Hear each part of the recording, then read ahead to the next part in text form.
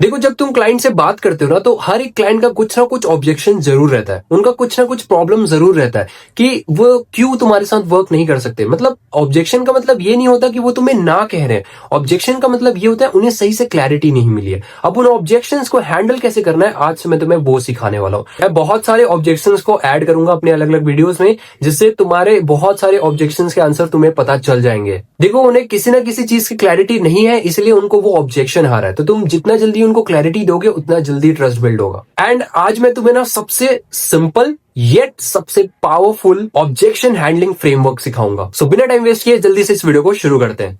Welcome to the day 25 of 60 days 60 skill series, जिसमें ये साल खत्म होने से पहले मैं तुम्हें हर दिन एक हाई वैल्यू स्किल सिखा रहा हूं, जिसमें मैं तुम्हें आज से ऑब्जेक्शन हैंडलिंग सिखाने वाला हूं। और आज के इस ऑब्जेक्शन हैंडलिंग फ्रेमवर्क का नाम है feel, felt and found. And ये टेक्निक लिटरली हर एक टॉप क्लोजर यूज करते हैं। एंड तुम इसी सेम फ्रेमवर्क का यूज करके तुम उस ऑब्जेक्शन को बिना आर्ग्यूमेंट में कन्वर्ट किए सॉल्व कर सकते हो। देखो, जब क्लाइंट के कुछ ऑब्जेक्शंस आते हैं, तो इसका मतलब ये नहीं कि वो तुम्हें मना कर रहा है, इसका मतलब है कि उसे क्लैरिटी नहीं मिली है तुम्हारे सर्विस के बारे में। तो देखो, इसमें सबसे पहला आता है तुम्हारा फील। मतलब क्लाइंट को ये चीज फील करवाना कि तुम उनकी बातें समझ रहे हो। क्योंकि जब तुम डायरेक्टली क्लाइंट के ऑब्जेक्शन को काउंटर करोगे तो वो डिफेंसिव हो जाएगा। पर जब तुम ये कहते हो कि I completely understand your situation, मैं आपकी सिचुएशन को अच्छे से समझता हूँ, उनको फील करवाओ कि तुम उनकी बातें समझ रहे हो, उनके जो भी प्रॉब्लम है तुम उन्हें समझ रहे हो, तब वो डिफेंसिव होने की जगह रिलैक्स हो जाते हैं। तो इसका एक एग्जांपल देता हूँ। क्लाइंट कह रहा है कि मुझे लगता है इसमें बहुत टाइम लगेगा, बट तुम यहाँ पे ये कह सकते हो कि भाई I totally understand how you feel. तुम ऐसे जब उनको फील करा दो ना कि हाँ मैं समझ सकता हूँ आपको ये चीज लग रहा है, तो तुमको क्या कहना है कि भाई I totally understand your situation, मैं आपकी सिचुएशन को कंप्लीटली अंडरस्टैंड करता हूँ, मैं समझ सकता हूँ आप पे क्या बीत रही है, या मैं समझ सकता हूँ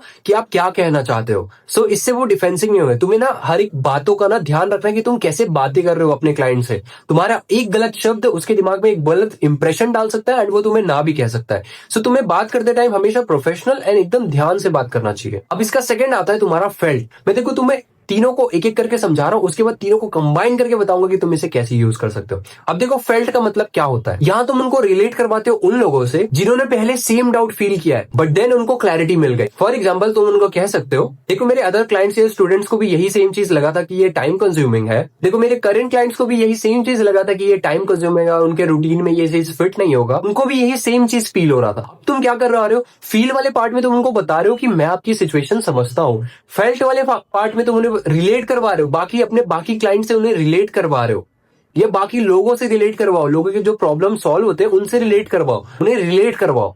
एंड थर्ड आता है तुम्हारा फाउंड। एंड यहां तुम उनको बताओगे कि जब उन लोगों ने एक्चुअली एक्शन लिया तब उनको क्या रिजल्ट मिला। तो और ये पार्ट सबसे पावरफुल है, क्योंकि यहाँ तुम उनके ब्रेन में एक बिलीफ डालते हो कि यस दिस इज पॉसिबल, कि ये चीज पॉसिबल है। एग्जाम्पल के लिए, और उस एग्जाम्पल में कंटिन्यू करेंगे तो ये कुछ ऐसा दिखेगा, उस एग्जाम्पल में कंटिन्यू करें तो ये कुछ ऐसा साउंड करेगा। जब उन्होंने स्टार्ट किया तो उन्हें एक्चुअली पता चला, बट जब उन्होंने स्टार्ट किया तो उनको पता चला कि ये टाइम कंज्यूमिंग नहीं था। बट जब उन्होंने स्टार्ट किया तो उनको पता चला कि ये टाइम कंज्यूमिंग नहीं है, क्योंकि जब तुम सिंपल और पावरफुल सिस्टम्स फॉलो करते हो। बट जब उन्होंने स्टार्ट किया तो उनको ये चीज पता चला कि ये टाइम कंज्यूमिंग नहीं है, कि जब आप प्रॉपर सिस्टम फॉलो करते हो तो उससे आपका काम और भी ज्यादा आसान हो जाता है। जब मेरे क्लाइंट ने स्टार्ट किया तो उनको पता चला कि ये टाइम कंज्यूमिंग बिल्कुल नहीं है, जब तुम एक प्रॉपर सिस्टम फॉलो कर रहे हो, और उल्टा उनका काम और भी ज्यादा ईजी हो गया। This is how it works. Now ये वर्क क्यों कर रहा है मैं तुम्हें बताता हूँ। देखो, इससे क्लाइंट को रिस्पेक्ट मिलती है, क्योंकि तुम उनके बातों को अंडरस्टैंड कर रहे हो, तुम लॉजिक और साइकोलॉजी दोनों यूज कर रहे हो, एंड तुम क्लाइंट के ब्रेन को सेफ फील करवा रहे हो। नाउ इन तीनों को कंबाइन करके तुम्हें एक फिटनेस कोचिंग का एग्जांपल देता हूँ। लेट्स सपोज तुम्हारा क्लाइंट या लीड कह रहा है, मुझे लगता है मैं रूटीन फॉलो नहीं कर पाऊंगा। तो तुम यहाँ पे क्या कह सकते हो, बिल्कुल भाई मैं तुम्हारी बात को समझ सकता हूँ, मेरे बहुत सारे स्टूडेंट्स पहले ऐसे ही फील करते थे, उनको भी लगता था कि रूटीन फॉलो करना मुश्किल है, बट जब उन्होंने 10 मिनट का स्टार्टर रूटीन फॉलो किया ना, दे फाउंड दैट, उन्हें पता चला कि ये उनके दिन का सबसे इजी और प्रोडक्टिव पार्ट बन गया।